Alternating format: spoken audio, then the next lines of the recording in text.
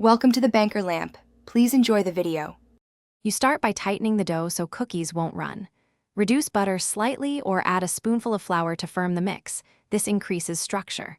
Once mixed, chill the dough 30 to 60 minutes. Cold dough spreads less because fat's set. Meanwhile, preheat the oven. Make uniform portions with a 1.5 tablespoon or 20-gram scoop to ensure even baking. These initial steps control moisture and fat distribution, so you'll see far less uncontrolled spreading when the tray goes into the oven. Once chilled, set the baking environment to limit spread. Line sheets with parchment or silicone mats. Do not grease pans because oil promotes lateral flow. Arrange scoops 2 to 3 inches apart so they can expand without merging. Choose a slightly lower temperature, like 325 degrees to 350 degrees F, if your recipe tends to run. Slower oven spring firms edges before the center flattens. Place trays on the center rack and rotate halfway through baking to equalize heat. You finish by stabilizing shape during the delicate cool-down phase.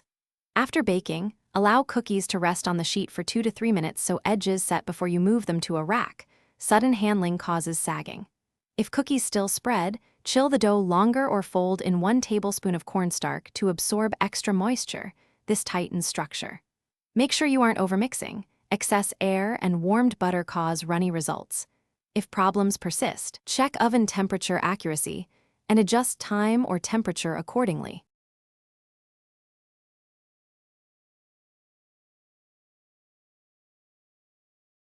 Thanks for watching. If this was helpful, leave a like and consider subscribing. See you next time.